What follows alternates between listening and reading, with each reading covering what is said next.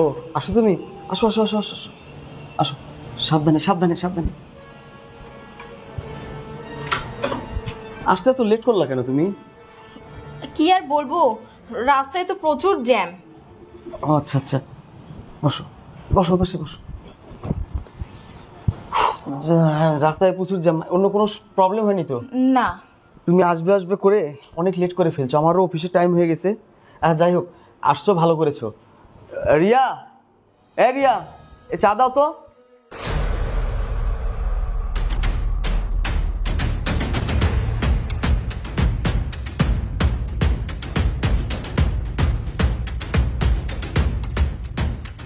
Sir, ওরা কি দুপুরের খাবার খাবে? যদি খায় তাহলে রান্না বসাই আমি। আচ্ছা তুমি যাও, ওইটা আমি পরে দেখতেছি। আর তোমরা চাটা খাও, আমি টাকাটা নিয়ে আসতেছি। খাও, চাটা খেয়ে নাও, আমি আসতেছি। এই ওঠ, ওঠ এখান থেকে ওঠ। তুই আমাকে কী দেখালি ওইভাবে? কী দেখালি এটা? স্যার, আপনার এই প্রেমিকা ভালো না, একজন সে প্রতারক। হেই, আমার প্রেমিকা ভালো না প্রতারক? ফাজলামো করিস তুই? আমার প্রেমিকের নামে উল্টাপাল্টা কথা বলিস? তোর মতলব কি সেটা বল। আর কেন বলছিস এই কথা তুই আমাকে? স্যার, আমার মতলবটা কিছু নাই। যখন আমি নিচ থেকে আসি তখন নিজের চোখে দেখছি আপনার ওর সাথে যে ছেলেটা আছে না, সে প্রতিবন্ধী না, সে একজন ভালো। তার মানে? আচ্ছা তুই যা বলতেছিস তা সত্যি তো? আচ্ছা তুই আমাকে পুরো ঘটনাটা খুলে বলতো। তাহলে স্যার শোনেন। এমনভাবে অভিনয় করবি যেন এই বুঝতে না পারে তুই সুস্থ লোক, বুঝছিস? বুঝতে যেন না পারে। আর আমি কিন্তু ওর থেকে টাকা নেব, তুই অসুস্থ এই কথা বলি। 2 লক্ষ টাকা নেব, 1 লক্ষ তোর, 1 লক্ষ আমার। খুব ভালোভাবে অভিনয় করবি। কি চা খাওয়া শেষ? তোমাকে টাকার কথা বলছিলাম না, সেটা আমি এই ছোট ভাইয়ের জন্য বলছিলাম তোমাকে। আর এই না, দিন দিন আরো বেশি অসুস্থ হয়ে যাচ্ছে, তাই আমি গ্রামের একটা কবিরাজের সঙ্গে কথা বলেছি। কবিরাজ বলেছে একে সুস্থ করতে পারবে, তার জন্য 2 লক্ষ টাকা লাগবে। এই জন্য আমি তোমার কাছে টাকাটা চেয়েছি, দাও না টাকাটা। আরে টাকা তো তোমাকে আমি দেব, দিতে যখন চাইছি অবশ্যই দিব। তবে শহর থেকে তুমি গ্রামে কেন যাবে? শহরে এত ভালো ভালো ডাক্তার থাকতে গ্রামের এই কি কবিরাজের চিকিৎসা? তার চেয়ে বরং একটা কাজ করো, আমি ওকে একটা ভালো হসপিটালে ভর্তি করাই, ও চিকিৎসা করতে যা খরচ লাগে আমি দেব। কি বলো তুমি? না না, শহরে শহরে দরকার নাই। আমি তো গ্রামের কবিরাজকেই দেখাচ্ছি, উনি বলছে উনি পারবে। এসবের কি দরকার? থাক, বাদ দাও, আমি গ্রামেই দেখাবো। ও আচ্ছা, তোমার যেটা ভালো হয় তুমি সেটাই করো। দাঁড়াও তো, আমার একটা কল আসছে।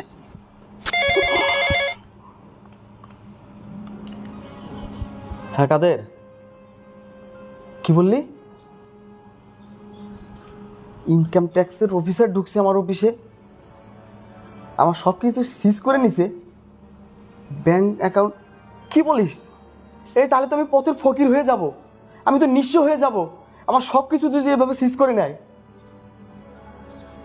না রে, আমার কাছে তো কোনো ক্যাশ নাই, আমি একদম জিরো অবস্থায় আছি। এখন তাহলে কি হবে আমার? তাহলে তো আমি আজকের পর থেকে পথের ফকির হয়ে গেলাম, আমি তো নিঃস্ব হয়ে গেলাম রে। আচ্ছা শোন শোন শোন, এই আমার কাছে 2 লক্ষ টাকা ক্যাশ আছে, আমি আমি এটাই নিয়ে আসতেছি। তুই রাখ তুই রাখ তুই রাখ, আমি এই 2 লক্ষ টাকা নিয়ে আসতেছি। হ্যাঁ হ্যাঁ, আমি এখনই আসতেছি। আচ্ছা আচ্ছা ওকে।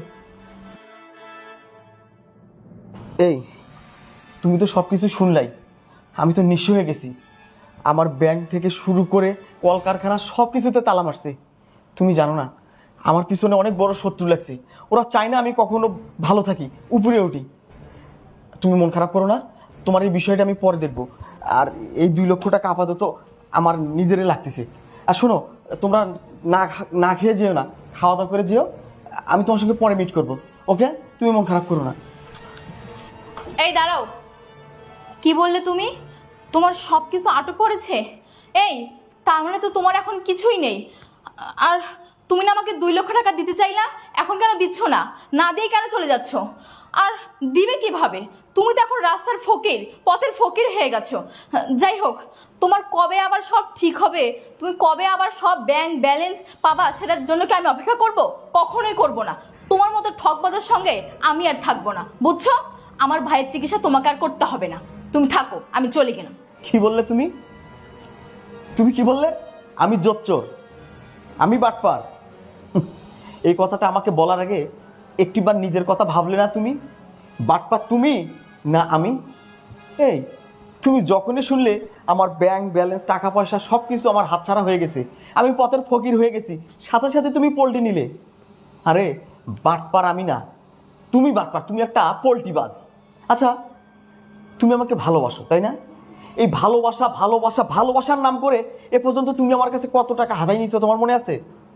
এ পর্যন্ত তোমাকে আমি 10টা ফোন কিনে দিয়েছি, 5টা স্বর্ণের চেন কিনে দিয়েছি, তোমার বাবার চিকিৎসা, তোমার মায়ের চিকিৎসা, তোমার অসুস্থ লোকের অভাবে নেই তোমার। আজকে এটার দরকার, কালকে ওটার দরকার, কোনো দিন তো না বলিনি। সব চাহিদা তোমার পূরণ করেছি, থাকার মতো একটা জায়গাও তোমার আমি করে দিয়েছি। তার প্রতিদান তুমি এটা দিলে? তুমি যে মুহূর্তে শুনছো আজকে আমার কিচ্ছু নাই, আমি নিঃস্ব, তুমি সাথে সাথে চেঞ্জ হয়ে গেলে। আমার মতো ভালোবাসার মানুষের আর তোমার দরকার নেই। আর তোমার সাথে যেটাকে নিয়ে আসছো, কত টাকা কন্ট্যাক্ট করেছিস এর সঙ্গে? অসুস্থ তাই না? আচ্ছা আচ্ছা, বাহ, আমার হাতে তো দারুণ চমক। এক চরে 2 লক্ষ টাকার অসুস্থ রোগী সুস্থ হয়ে গেল। কিরে, এরকম একটা থেরাপি তোকেও দেবো নাকি? তোর তো চরিত্র সমস্যা, তুই তো একটা ঠক প্রতারক। আমার মনে হয় এরকম একটা থেরাপি তোকে দিলে তুইও সুস্থ হয়ে যাবি। কিন্তু আমি এত বড় খারাপ না। আর একটা তোকে টুইস্ট বলি, শোন। কিছুক্ষণ আগে ফোনে তুই শুনলি না আমার সর্বস্ব নিঃস্ব হয়ে গেছে? না, এটা আমি তোকে ভুল বলেছি, ভুল খবর দিয়েছি তোকে। আমি নতুন একটা ডিল করেছিলাম, যে ডিলটাতে আমি আজকে 2 কোটি টাকা পাইছি, সেটা তোকে অন্যভাবে বুঝাইছি। শোন, অতি লোভে তাঁতি নষ্ট, তার প্রমাণ তুই দিয়েছিস। আর আমি তোর এই কুকীর্তির খবরটা কিভাবে জানলাম তুই জানিস? আমার যে কাজের মেয়েটা আছে না, চা দিয়ে গেল কিছুক্ষণ আগে, ওই আমাকে বলছে। আর ও যদি আমাকে না বলতো আমি তো কখনো বুঝতেই পারতাম না যে তুই কত বড় একটা বাটপার, চিটার। শোন, ওরা গরিব হতে পারে, ওরা মানুষের বাসায় কাজ করতে পারে, ওরা রক্তকে পানি করে আমাদের সেবা করে, আমাদেরকে ভালো রাখার চেষ্টা করে। দেখেছিস ওর মহত্বটা কত বড়? প্রতারকের বাচ্চা, প্রতারক। তুই কি আমার কথাটা তোর মতো প্রতারকের ফাঁদে আমি আর পা দিচ্ছি না। এই ভণ্ডামো আর যেন কখনো করতে তোকে না দেখি। যদি দেখি না, তোর হাত পা ভেঙে সত্যি সত্যি পঙ্গু বানাই দেবো। হট শালা, হট, বের হ। আরে ওসব মিথ্যা বলছে। এই বের হ বলছি। আমি পুলিশকে খবর দেওয়ার আগে বের হ। Out, I say get out.